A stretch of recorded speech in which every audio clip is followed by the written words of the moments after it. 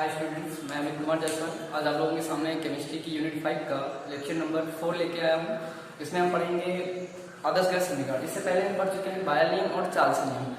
बायल नियम में हमने बताया था आपको कि बायल नियम क्या बताता है, तो आपको बताता था कि स्थिर ताप पर दाब और आयतन में संबंध बता रहा था, जबकि चार्ल्स नियम जो था वो दाब स्थिर था वहां पर और आयतन और ताप में संबंध बता रहा था। अब इसमें क्या है, इसमें हम समग्र दोनों चीजों को मिला के और जो नई समीकरण बनेगी, नई स्थापित होगी समीकरण, हम उसके बारे में पढ़ेंगे।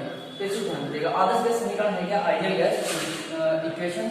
आदर्श गैस समीकरण बनी कैसे है क्या? तो ध्यान दीजिएगा, क्योंकि एवोगाड्रो का नियम आपको पता होगा कि समान ताप और समान दाब की परिस्थितियों में समान आयतन की गैसों में जो अणु होते हैं वो समान होते हैं। तो उसी पर बेस्ड है, इसको ध्यान दीजिएगा।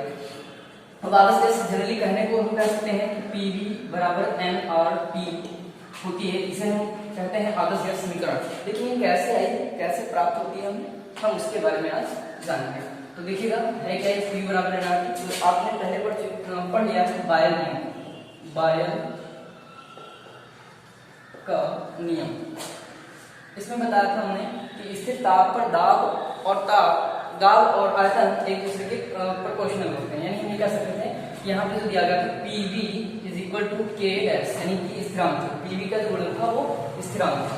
अब दूसरी बात अगर हम बात, और इसको हमने समीकरण नंबर 1 माना था, ये आपने पहले पढ़ा। अब दूसरा है चार्ल्स का नियम। अब चार्ल्स का नियम क्या था, हमने इसमें क्या देखा था, यहाँ पर जो था दाब स्थिर था, यानी P स्थिर था, और बाकी जो बचा था यानी कि ताप और आयतन। ताप और आयतन में हमने यहाँ पे पढ़ा था कि जो आयतन होता है, आयतन अपॉन ताप यानी V अपॉन T इस प्रोपोर्शनल होता है K डबल डैश। ये हमने पढ़ा था और हमने इसको माना था द्वितीय समीकरण।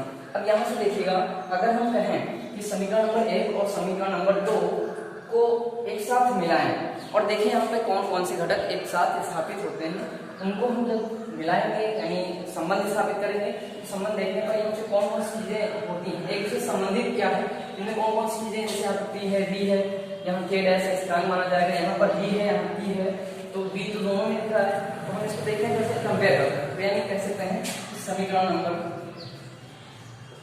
1 तथा समीकरण नंबर 2 को एक साथ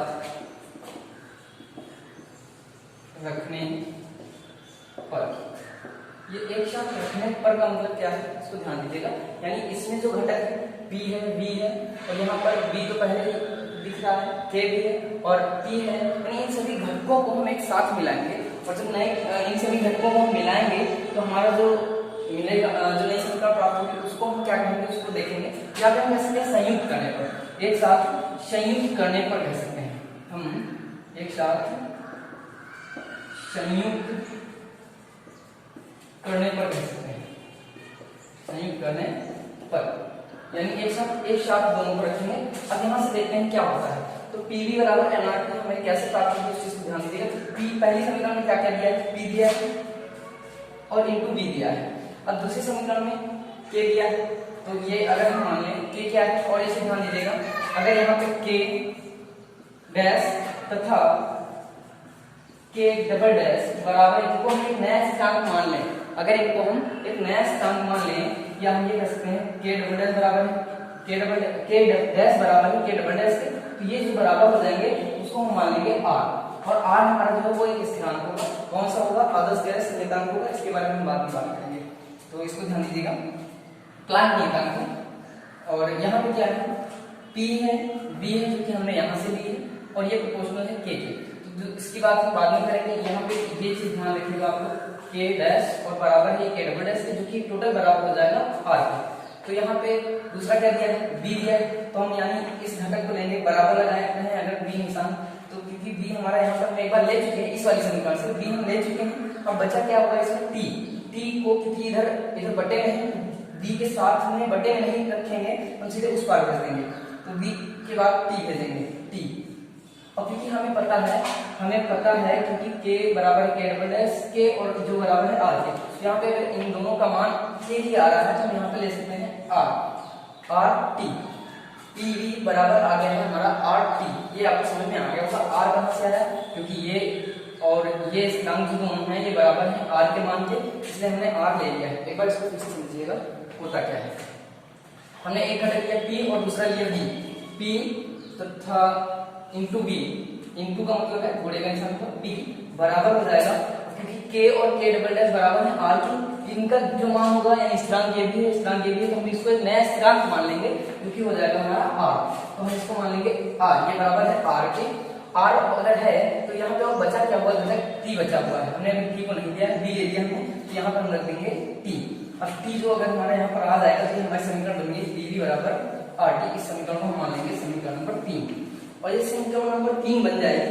तो ये एक मोल के लिए ये, क्योंकि यहाँ पे एक मोल होगा तो पीवी में अगर हम मान रख रहे हैं एक मोल के लिए निकालना है, तो अभी पहले ध्यान दीजिएगा पीवी अगर यहाँ पे एक मोल रखेंगे तो एक टुकड़ा अगर किसी से होगा आरटी बराबर, और पीवी का जो मान आएगा वो एक के लिए अगर निकालेंगे तो आरटी ही तो रहेगा, वो बदलने वाला नहीं है। इसलिए यदि अब पहले समझना चाहेंगे ये कि पी क्या है, तो हम बता दें आपको पी प्रेशर है, बी वैल्यूम है, आर हमारा गैस नियतांक है, और टी जो है हमारा परमताप होगा। इस चीज आप अच्छे समझ रहे हैं। यदि यहाँ पर बताया गया है यदि पदार्थ के मोलों की संख्या n हो, तो अगर पदार्थ की मोलों की संख्या n हो तो क्या हो जाएगा, तो इसको भी आप लोग अच्छे से समझिएगा। पी बराबर एनआरटी में अगर हमने क्या बताया कि इसको एक मोल के लिए दिया गया, अगर हम यहाँ पे कहना चाहते हैं तो ये एक मोल के लिए है। अब आगे देखेंगे इसको हम मिटाना चाहते हैं थोड़ा सा।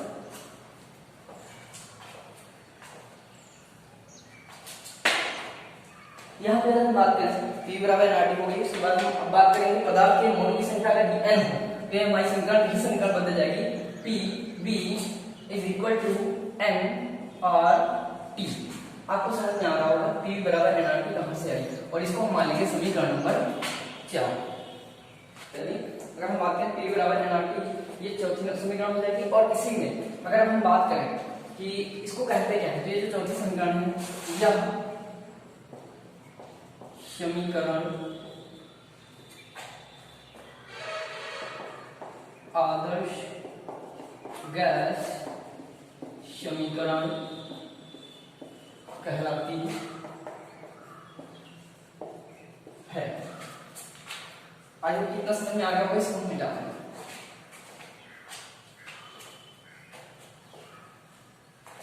अगर इतना समझ में आ गया तो ध्यान दीजिएगा। और यहाँ पे अगर हम बात करें, क्योंकि यहाँ पे है क्या क्या, तो ध्यान दीजिएगा। पी हमारा क्या है, पी हमारा दाब है, गैस का दाब, गैस का दाब जहां लिख सकते हैं जहां पी हमारी गैस का दाब है, और बी क्या है, गैस का आयतन, और एन क्या है, एन बराबर पदार्थ के मोल या गैस के मोल, पदार्थ के मोल। और इसको हम लिख सकते हैं, इसको हम लिख सकते हैं small w upon small m, पदार्थ का भार बटे पदार्थ का अणुभार, यानी स्मॉल m, इसी को अगर हम और लिखना चाहें और, तो स्मॉल n बराबर small w upon small m, ये हो जाएगा। ये चीज ध्यान रखिए। तो n है क्या, पदार्थ का मोल, जिसका मान होता है w अपॉन m, या n बराबर m w अपॉन m कह सकते हैं।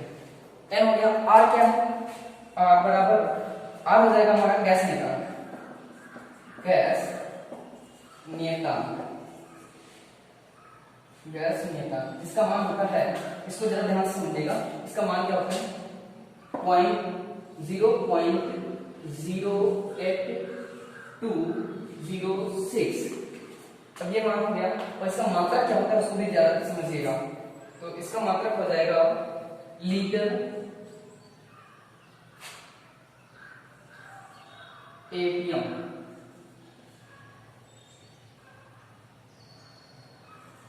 Kelvin inverse mole inverse. इस चीज को जरा अच्छे से समझिएगा, इसको हम भी एक बार और बता रहे हैं। ये चीज क्या है, लीटर एटीएम पर केल्विन पर मोल। अगर हम इसको पूरा मात्रक बताएं तो इतना आपको समझ में आ गया, हम इसको भी बता रहे हैं दोबारा फिर से। ये मात्रक क्या है, ये इसका मान दिया गया है, ये आपको मान दिया गया होता है, कितना मान होता है, तो 0.08206 एक लीटर एटीएम पर केल्विन पर मोल। एटीएम से लीटर क्या है, गैस का आयतन होगा, क्योंकि आयतन यहाँ पर दिया गया है, ये V दिया गया है। एटीएम क्यों दिया गया है, क्योंकि दाब होगा कुछ, दाब का मात्रक क्या हो जाएगा, तो दाब का मात्रक एटीएम में लिया जाता है, एटीएम या वायुमंडल। और साथ में केल्विन क्या है, केल्विन ताप दिया गया है, टी जो होगा वो हमेशा केल्विन में होगा, इसलिए पर केल्विन। और क्योंकि मोल इनवर्स दिया है, क्योंकि यहाँ पे स्मॉल m दिया गया है, स्मॉल m पदार्थ के मोलों को बता रहा है, प्रत्येक मोल में कितने ताप का कितना एटीएम का क्या आयतन है, इस चीज को आप लोग अच्छे से समझ गए होंगे। तो इसको एक बार फिर से समझिएगा, ये है क्या, R बराबर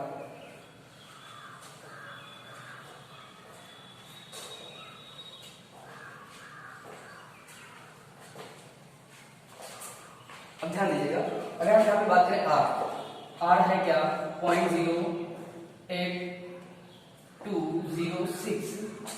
यहाँ पे अगर हम बात करें लीटर, इसको हम हिंदी में लिख रहे हैं, लीटर वायुमंडल प्रति केल्विन प्रति मोल, या ऐसे लगा सकते हैं, प्रति ये भी पर केल्विन पर मोल। या इसी को हम जैसे अभी हमने लिखा था लीटर एटीएम, लीटर वायुमंडल प्रति केल्विन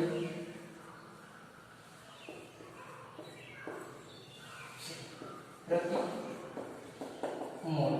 या इसी को हम लिख सकते हैं, लीटर का प्रतीक होता है L, एक वायुमंडल का प्रतीक होता है एटीएम, ATM ऐसे लिखते हैं।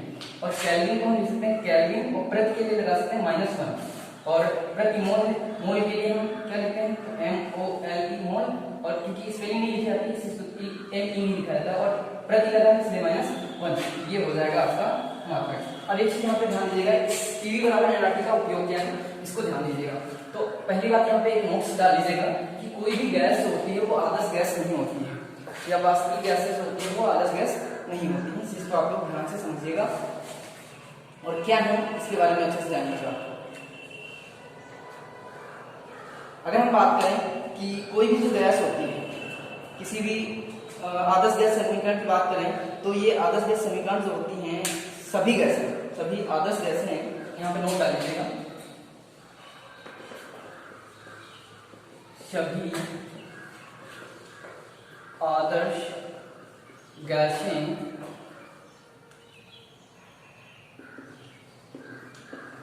आदर्श गैस समीकरण का कठोरता से पालन करती है।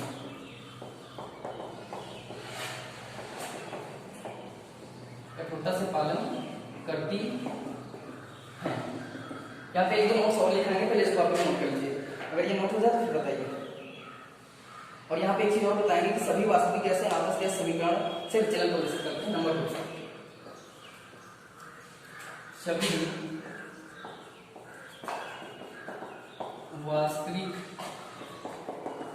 गैसें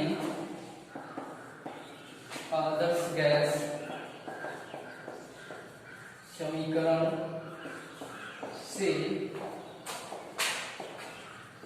विचलन प्रदर्शित करती है। इसका मतलब क्या है, यहाँ समझिएगा, सभी आदर्श गैस समीकरण आदर्श गैसें जो होती हैं वो आदर्श गैस समीकरण का पालन करती है, यानी कठोरता से पालन करती है। जो गैसें आदर्श गैस होंगी वो आदर्श गैस समीकरण का पालन जरूर करेंगी। लेकिन यहाँ पे दूसरी बात कही गई है, सभी वास्तविक गैसें, यानी जितनी भी वास्तविक गैसें हैं वो आदर्श गैस समीकरण से विचलन प्रदर्शित करती है, अर्थात इस नियम को नहीं मानती। यानी हम ये कह सकते हैं कि कोई भी गैस आदर्श गैस नहीं है। ये चीज आप लोग यहाँ पे पॉइंट समझिएगा। और एक चीज यहाँ पे हम आपको और बता देते हैं, नोट्स जो पीछे दो छूट गए हैं उनके बारे में अगर हम बताएं तो पदार्थ की चौथी अवस्था, तीसरा नोट्स यहाँ पर डाल दीजिएगा, पदार्थ की चौथी अवस्था।